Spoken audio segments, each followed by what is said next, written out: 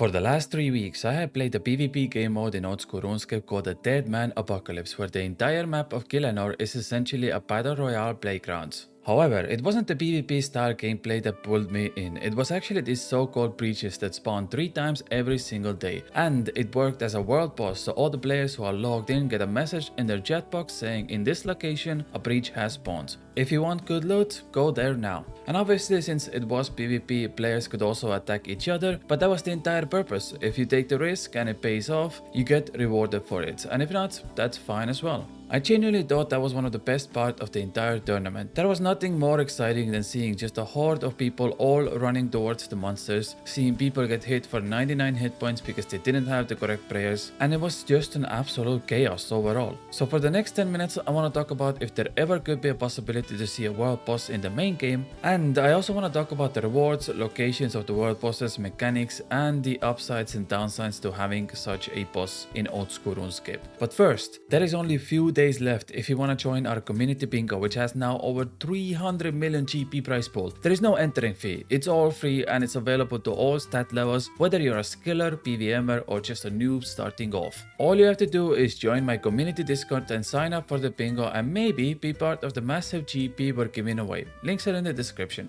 Okay, let's talk about the world boss. The first iteration of world bosses actually came with the wilderness bosses back in 2014. Jake's initial idea was to make Verion, Venanadis and Callisto as these group activities that are very powerful bosses deep in the wilderness. And you do need a group of players to actually hunt them down. What in reality happened was the people just found safe spots to kill them solo, and the idea of massive, dangerous bosses in deep wildy disappeared very quickly. Until this year, Jagex completely reworked the wilderness bosses to much better versions we see today. After that, the idea of world bosses was brought up during Game Jam a few years ago. Mod Sofan, who has now left the company, wanted to rejuvenate the wilderness, bringing in new skilling methods, new bosses, new moneymakers, and much more. She also included a wilderness world boss idea that is this massive underground worm with more than 60,000 hit points. The worm would spawn on different parts of the wilderness, and the worlds will be announced before and during the spawns. The boss itself would drop powerful weapons for all combat styles and cosmetic upgrades to already existing weapons and armor.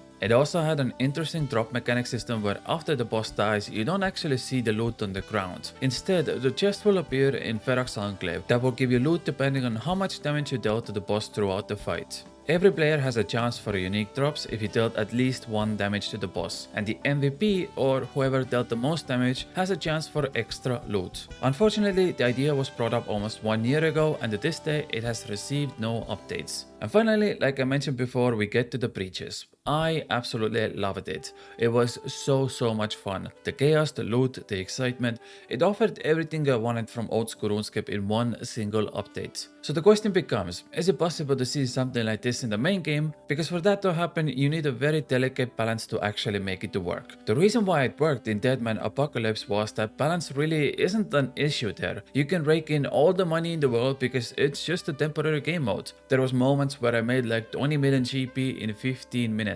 Sometimes even more. Obviously, you can't have something like this in the main game where you can make up to 80 million GP an hour. And that brings us to the first topic, the rewards. The easy answer would be cosmetic rewards because we already seen Jagex do a really good job with cosmetic overrides. Good example is League's 4 rewards that we're about to see in few months. They absolutely nailed the aesthetic and it looks really awesome. But in reality, having only cosmetic rewards isn't really enough to pull people in. It has to be worth your time either through experience lamps, powerful weapons and armor, or utility options. Firstly, the downside of experience lamps is that you don't want this to become a daily activity that you're forced to do because it's the best method, aka having that FOMO feeling if you don't attend because you're not getting the best outcome. Oldschool Runescape players hate daily activities. It's one of the reasons that throw people away from Runescape 3 that is filled with dailies and weeklies. I still see multiple players who refuse to do birdhouse runs despite it being one of the best hunter training methods in the game. By the way, please let me know down in the comments what you think about this entire thing. I might be completely wrong in this situation and I would love to open up a discussion to see what works and what doesn't. And while you're down there, if you enjoy this kind of content, consider subscribing to the channel.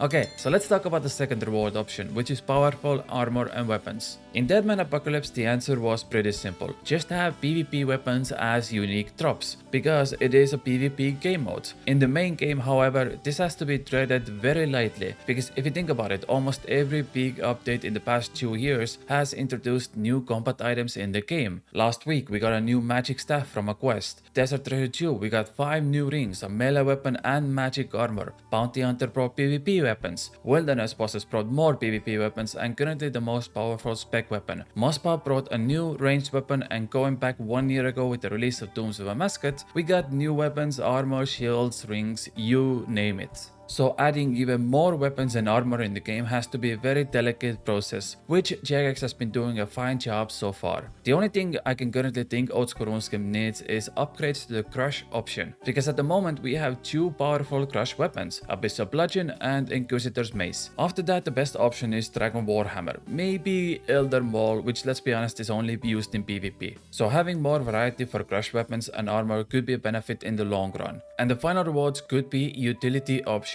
One of my favorite minigames from Runescape 2 was Stealing Creation, and it offered rewards called Weapon Seeds, which can be turned to axes, pickaxes, hammers, or even knives that give you double the experience. But it only lasts for 50k experience in total before the tool seed disappears. It was a great way to train skills that you didn't want to train. Like for me personally, that's how I got 99 mining in Runescape 2, because I was willing to spend the extra time during the minigame, because that activity was so much more fun than actually training my mining. And I knew that at the end I only had to gain 6.5 million mining experience instead of the 13, but the time spent playing the minigame equaled out to the same amount as getting the full 13 million experience. So essentially, you just had an option. Do I want to play this minigame for half of my time, or do I just want to train my skill to 99 manually? I think it could solve a big issue we currently have in the game, which is that the skills that were developed more than 20 years ago are slowly getting outdated. Good example, like I mentioned before, is mining. And if you don't believe me, just watch what happened last week when there was a massive uproar over 10k experience an hour AFK mining methods, which later got removed. Something like the world boss could realistically fix this thing. So we have 4 possible reward options: experience lamps in various skills, rewards like armor and weapons, cosmetics, and finally utility options. You probably can't have all of them because that would overtune the boss a lot, but I do think all of them do have their ups and downs.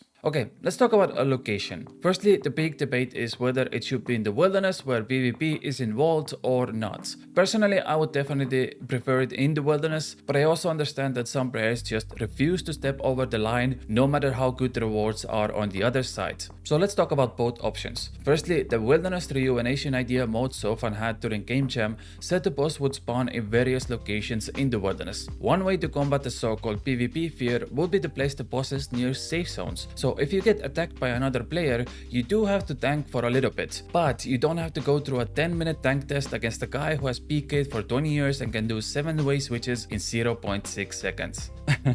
Although at this point wilderness has become a predator versus prey sort of situation, because you mostly see PKers hunt helpless PvMers who are just not fighting back. So maybe you should just keep it how it already is and go with the same tactic. The other option is not in the wilderness. Now this creates its own problems, because if we're talking about a world boss, it has to feel like one. If everyone shows up and AFKs the boss with ruby bolts until it loses all its hit points, then that's not a world boss, that's just shooting stars with extra steps. So you need to feel like it hurts either through massive damage if not using correct prayers, either upkeep in death costs, so when you die you actually do lose a lot of money or your bank value, or maybe the rewards are scaled based on how much value you bring with you. So if you just come to rag with black tea hide, your rewards are also much less valuable. All of this is very delicate and hard to balance, but the idea is that there needs to remain risk versus reward situation in some ways. In wilderness the problem fixes itself through PvP, but if not in the wilderness, there needs to be some assigned risk involved. Also, if we're talking about locations, there was few incidents during breaches in Deadman Apocalypse where the monsters just got stuck on dials and the players couldn't reach them. So if you got a rare valuable drop, unless you brought telekinetic crabs, there was physically no way to actually pick up the drops. So I assume you can't just spawn a massive monster in the middle of Varrock Center, despite that being very funny.